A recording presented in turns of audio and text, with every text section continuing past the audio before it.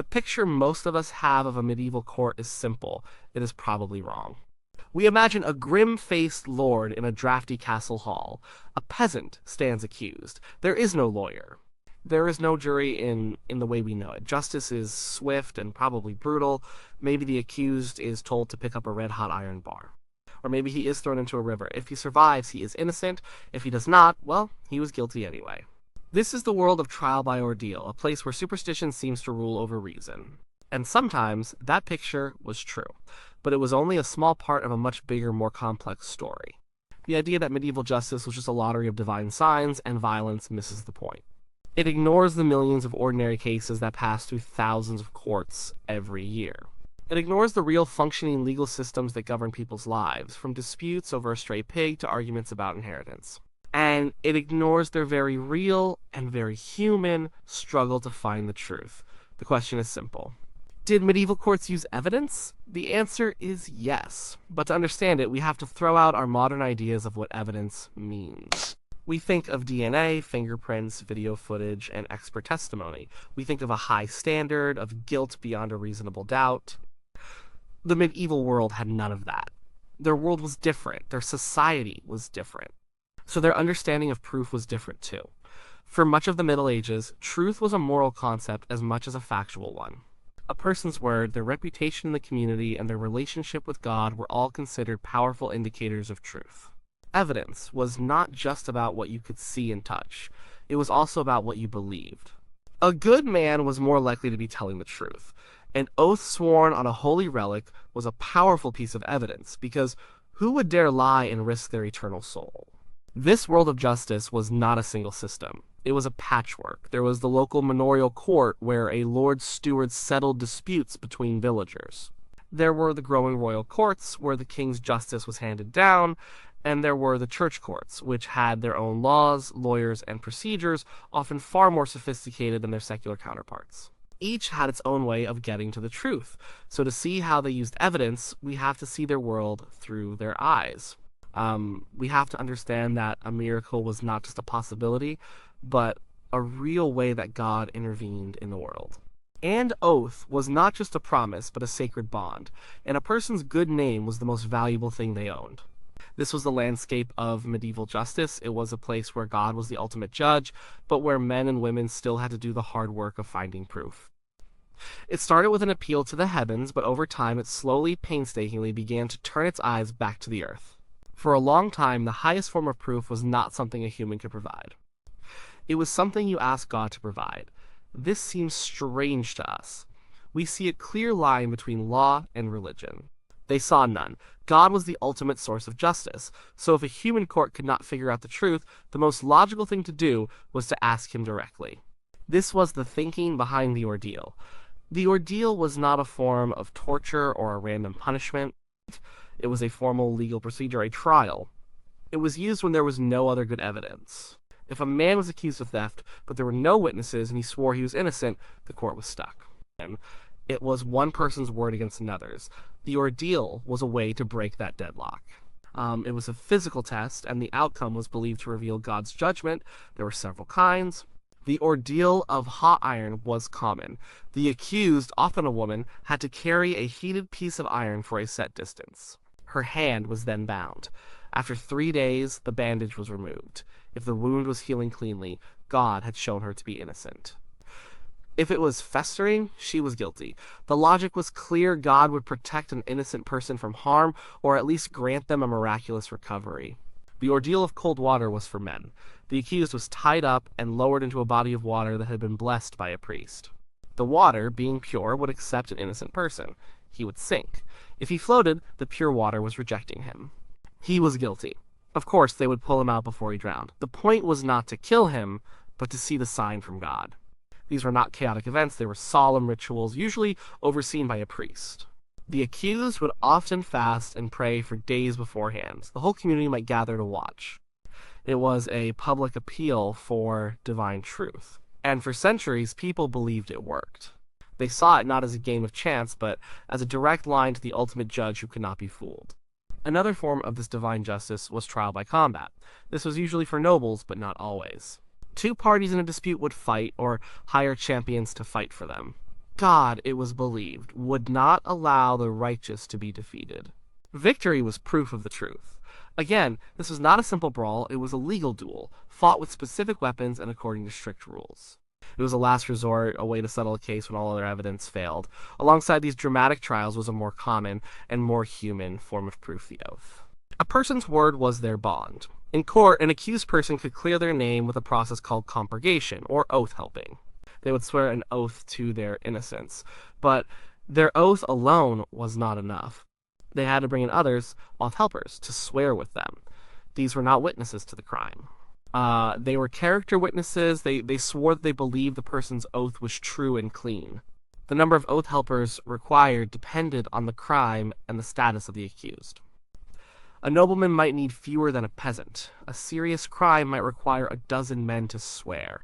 This system shows how deeply reputation was tied to the idea of evidence. If you were a person of good standing, and your neighbors were willing to risk their own souls by swearing for you, the court took that very seriously. Your good name was your best defense. In a small, tight-knit community where everyone knew everyone else, it made a certain kind of sense. Your life was your evidence. For hundreds of years, these methods, ordeals, combat, and oaths formed the core of medieval justice.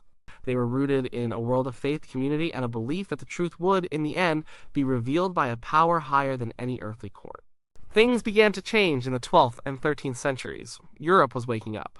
Universities were growing. Scholars were rediscovering old Roman legal texts, which were filled with logical rules and procedures for evaluating evidence. A new way of thinking was taking hold, one that was more interested in rational inquiry and investigation.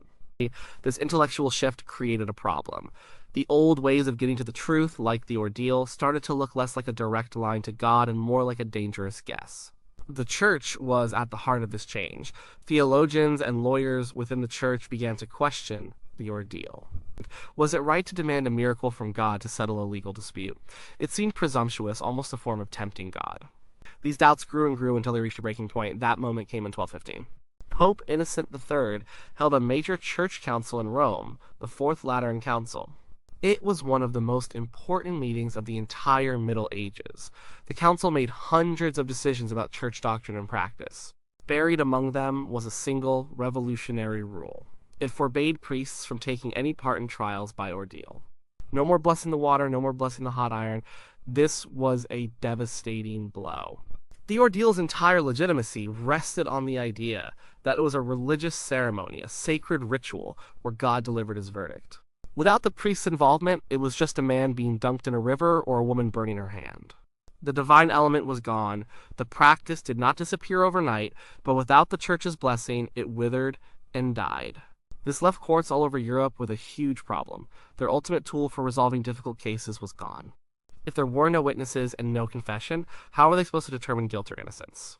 They needed a new way. They needed a new kind of proof. The answer came, ironically, from the church itself. For years, church courts have been developing a more sophisticated legal process for dealing with matters like heresy. It was called the inquisitorial procedure. The name sounds sinister to us now, but at its core, it was simply a process based on inquiry, on investigation.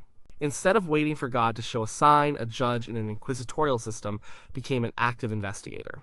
His job was to find the truth by collecting evidence. He would proactively seek out witnesses and question them. He would gather information and documents. The court's job shifted from staging a divine test to conducting a human investigation. This new model began to spread from church courts to secular courts. Kings and lords needed a replacement for the ordeal, and this was it. In England, this led to the early development of the jury. At first, a jury was not a group of impartial observers who listened to evidence. They were the evidence. The king's judges would travel the country and summon a group of local men who were sworn to tell the truth. These men were chosen precisely because they were not impartial. They were the ones most likely to know who the local criminals were. They would report what they knew, based on local gossip, reputation, and their own knowledge. This was the jury of presentment, the ancestor of the modern grand jury. Across Europe, courts began to rely more on testimony. The witnesses were now central. But how could you tell if a witness was lying? Lawyers and judges developed complex rules. 2 eyewitnesses were considered strong proof. A single witness was not enough. The witness's social status mattered. The testimony of a nobleman was worth more than that of a commoner. The testimony of a man was worth more than that of a woman. This seems unfair to us, but it was based on their hierarchical view of society. A confession was considered the best evidence of all. It was called the Queen of Proofs. A person's own admission of guilt was seen as a guaranteed path to the truth. This intense desire for a confession would later lead to a darker chapter in the history of evidence, the use of torture. But in the beginning, this shift from ordeal to inquiry was a massive step towards a more rational system of justice. It was the moment when medieval courts stopped asking God for the answer and started trying to find it for themselves. The kind of evidence a court used depended heavily on what kind of court it was. A peasant arguing with his neighbor over a wandering cow would not find himself in the same legal world as a nobleman accused of treason. Justice in the Middle Ages was local and layered. To see how evidence worked, you have to look at these different layers, from the village green to the king's bench. At the bottom was the manorial court. This was the court for the vast majority of people. It was held in the village, perhaps in the hall of the manor house or even outdoors. The Lord Steward would preside. The business of the day was the stuff of everyday life: fines for letting livestock stray into the crops, disputes over plowing boundaries, arguments over unpaid debts, and minor assaults. In this court, evidence was a community affair. The jury was often made up of the most respected tenants of the manor. They were not strangers, they were neighbors, they knew the people involved, they knew their personalities, their histories, their reputations. When one person accused another, the jurors would draw on this deep well of local knowledge. Well, evidence was less about physical proof and more about social truth. Did John have a reputation for being honest? Was William known for his quick temper? Did anyone else see the two men arguing near the field? A person's character, or fama, was a central piece of evidence. Formal witnesses might be called, but often the decision was based on the collective wisdom and memory of the village. Oaths were still incredibly important. A formal denial, sworn on a holy object, carried great weight, especially if it was backed by the oaths of a few respectable neighbors. The records from these courts, often written in simple Latin on rolls of parchment, show a system that was practical, personal, and deeply embedded in the community it served. Further up the ladder were the royal courts. These dealt with more serious crimes, the pleas of the crown like murder, robbery, and arson. Here, the king's justice was at stake, and the procedures were more formal. In England, the common law was taking shape. The king's judges traveled the country, bringing a more standardized form of justice. In these courts, the new forms of evidence were becoming crucial. After the ordeal was abolished, the jury became the standard method for determining guilt in criminal cases. But again, this was not a modern jury. The trial jury, or petty jury, was also made up of local people. But their job was not just to listen. They were expected to investigate the matter themselves, to talk to people and use their local knowledge to come to a verdict. They were a mix of witness and judge. Written evidence also became more important. Writs were official documents from the king that started a legal case. Charters and deeds were brought to court to prove ownership of land. As literacy grew, the power of the written word grew with it. A document did not have a faulty memory. It could not be intimidated. It was a stable, physical piece of truth. Finally, there were the church courts, also known as ecclesiastical courts. These were, in many ways, the most advanced legal arenas of the time. They operated under a sophisticated body of law called canon law, and they were staffed by highly educated, professional lawyers and judges. They had jurisdiction over matters like marriage, divorce, heresy, and wills. In a church court, the process was almost entirely written. When a case began, clerks would write down every detail. Witnesses were not questioned in open court. They were questioned in private by a court official. Their testimony was carefully written down, word for word. These written depositions were then reviewed by the judge. Lawyers for each side would submit written arguments, citing precedents from canon law, much like lawyers do today. The church courts had elaborate rules for weighing evidence. They had theories about what constituted full proof, half proof, and circumstantial evidence. For example, the testimony of two male witnesses of good character could constitute full proof. A strong rumor, or fama, might be considered half proof, enough to start an investigation but not enough to convict.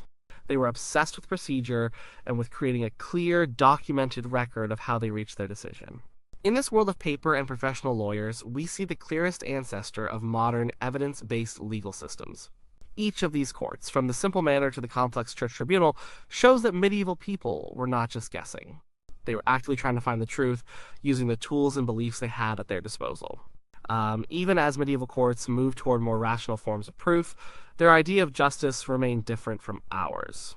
There were limits and blind spots that feel alien, even cruel, to a modern mind. Understanding these limitations is key to seeing the whole picture. Justice was not just about facts, it was about status, order, and saving one's soul. The quest for the Queen of Proofs, the confession led down a dark path. With the ordeal gone, courts on the continent of Europe, though less so in England, turned to torture to extract confessions. This was not random brutality, it was a regulated legal tool. It was meant to be used only when there was already substantial evidence against the accused, but not quite enough for a conviction. Torture was seen as a way to get the final piece of the puzzle, the suspect's own admission. There were rules. A doctor was often present. The types of torture were specified. But the reality was horrific, and the logic was deeply flawed. People would confess to anything to make the pain stop. While judges were aware of this danger and were supposed to look for confessions that contained details only the guilty person could know, the system inevitably led to false confessions and wrongful convictions. It was the dark side of the shift away from divine proof and toward a desperate search for human certainty. Social status was also a form of evidence. A nobleman's oath was legally worth more than a peasant's. In some systems, it might take the testimony of several commoners to equal the word of one knight. This was not seen as prejudice, but as a reflection of the natural order of the world. A person of high rank was believed to have more honor and thus be more trustworthy. This hierarchy was built into the very fabric of the law. The concept of innocent until proven guilty did not exist in the same way. In many cases, if there was a strong public rumor fama that you were a thief, the burden was on you to prove you were not. The process of compurgation, where you needed neighbors to swear for you, was a way of proving your innocence, not a way for the court to prove your guilt. The community's suspicion was evidence in itself. Despite these profound differences, the legacy of the medieval legal world is all around us. The jury system, the most distinctive feature of Anglo-American law, has its direct roots in the sworn inquests of Norman England. The idea of a group of local citizens determining the facts of a case is a medieval invention. It has changed enormously, but the core concept has survived for nearly 1,000 years. The emphasis on written records, especially in the church courts, laid the groundwork for our own document-heavy legal world. The idea that a case should be recorded, that evidence should be written down, and that judges should base their decisions on a formal record comes straight from the medieval ecclesiastical tradition. The great split in Western legal systems also has its origins here. England, with its early jury system, developed an adversarial system where two sides present their evidence to an impartial jury. Continental Europe, following the Roman and canon law tradition of the inquisitorial procedure, developed systems where a judge takes a more active role in investigating the facts of the case.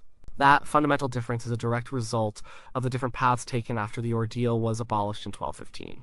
So, did medieval courts use evidence? Yes, absolutely. They used the evidence of sworn oaths and good reputation.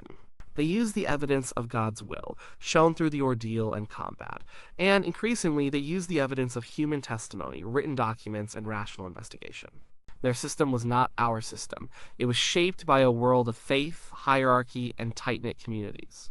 It could be brutal, it could be unfair, but it was not a lawless void. It was a complex, evolving system created by people who, like us, were trying to find a reliable way to separate truth from falsehood. It was the messy, difficult, and essential beginning of the search for modern justice.